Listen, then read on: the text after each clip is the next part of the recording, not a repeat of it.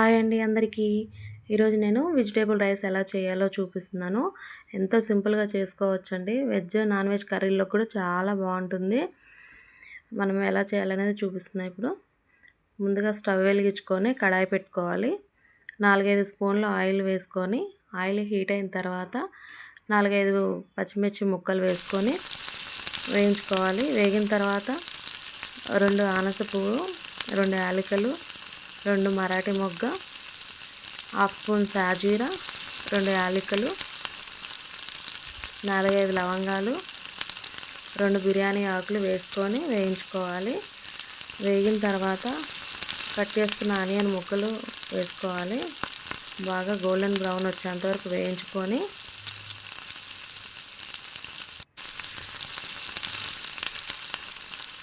అలాగే కట్ చేసుకున్న టమాటా ముక్కలు అన్నీ నేను 1 తీసుకున్నానండి. ఎందుకంటే నేను 2 గ్లాసెస్ రైస్కి క్వాంటిటీ చూపిస్తున్నాను ఇప్పుడు మీకు.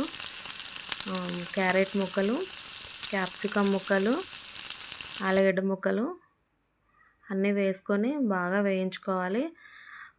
1 స్పూన్ అల్లం పేస్ట్ వేసుకొని పచ్చివాసన పోయేంత వరకు వేయించుకోవాలి.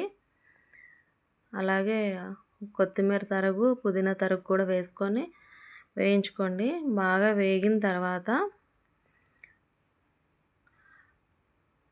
నేను 2 గ్లాసెస్ బియ్యానికి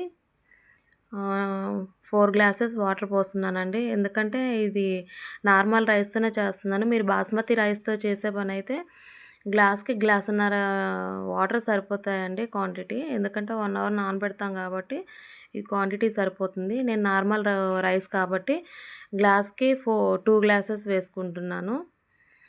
అలాగే కొంచెం సాల్ట్ వేసుకొని వాటర్ మరిగేంత వరకు ఉంచుకోవాలండి. వాటర్ మరిగిన తర్వాత నేను ఆల్రెడీ కడిగి పక్కన పెట్టుకున్న బియ్యాన్ని అందులో వేసుకుంటున్నాను.